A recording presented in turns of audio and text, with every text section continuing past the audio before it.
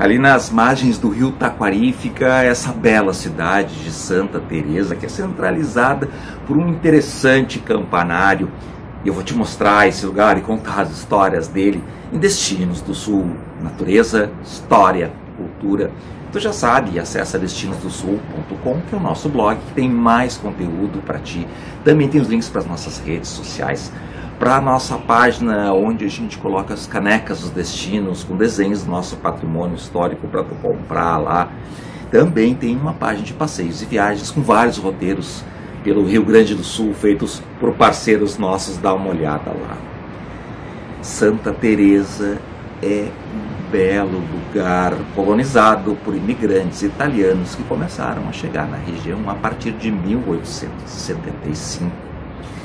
E a história do nome do lugar começa com o agrimensor, aquele que lançou e definiu os lotes que receberiam os colonos, de nome Joaquim Antunes. Ele era da Intendência de Montenegro, a região pertencia ao município de Montenegro.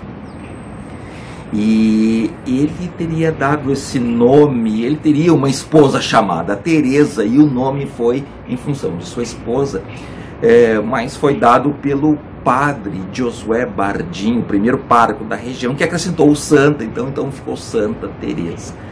Mas dizem que há um outro motivo para o nome dessa comunidade, que seria uma homenagem a outra Teresa, Teresa Maria Cristina de Bourbon, duas Sicílias, que era esposa de Dom Pedro II, porque esse nome teria sido dado em 1885, antes da proclamação da República, quando era hábito botar o nome nas colônias, pelo menos ali na região, de figuras da família real brasileira, como foi o caso de Dona Isabel, que veio a ser Bento Gonçalves, a cidade de Bento Gonçalves, era a colônia de Dona Isabel, em homenagem à princesa Isabel, ou Conde D, que era o seu marido, que era o primeiro nome da cidade de Garibaldi, duas cidades que ficam bem perto ali.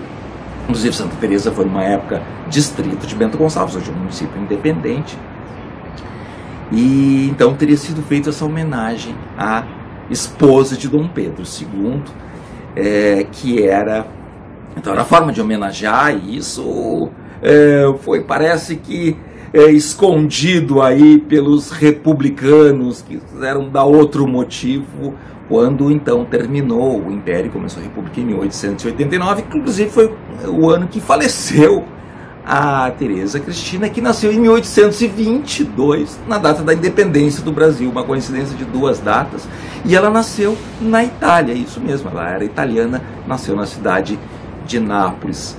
E a cidade, a região, começaram a se desenvolver principalmente pela navegação, especialmente da companhia Arn, que era uma empresa de Taquari, que foi uma das primeiras companhias de capital aberto da jovem República do Brasil. Ela foi constituída em 1890, logo depois da proclamação da República.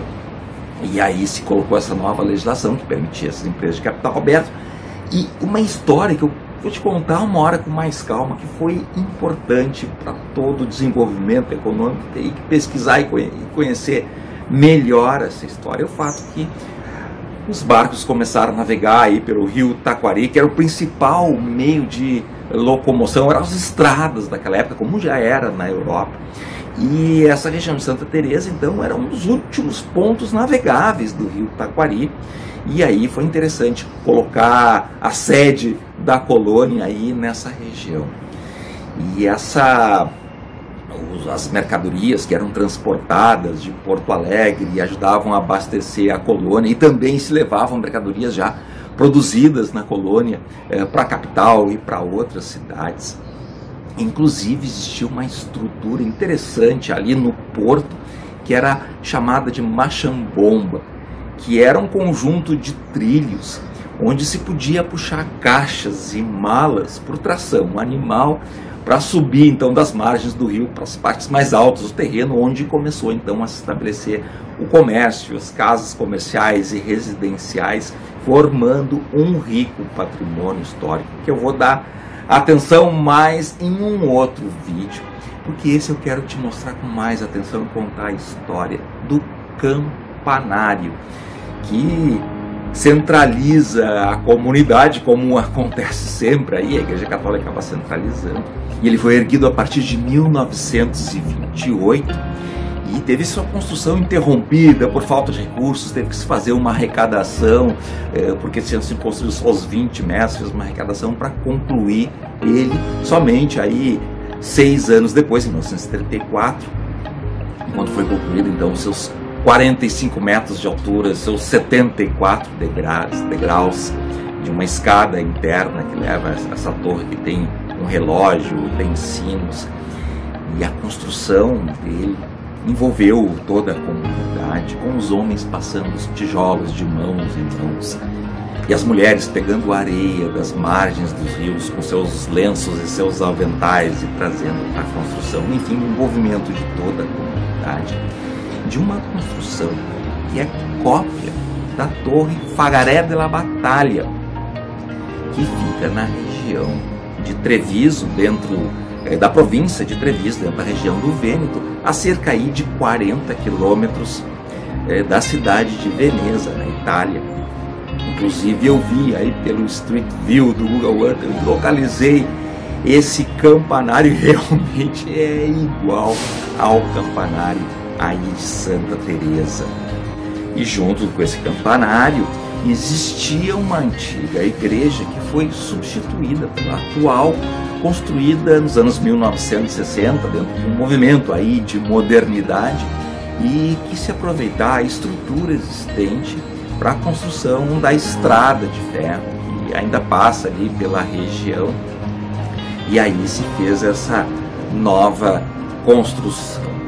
Mas o que se destaca realmente é esse belíssimo e interessante campanário, como te disse, centraliza essa comunidade que tem um patrimônio histórico muito interessante, que eu vou te mostrar então em outro vídeo.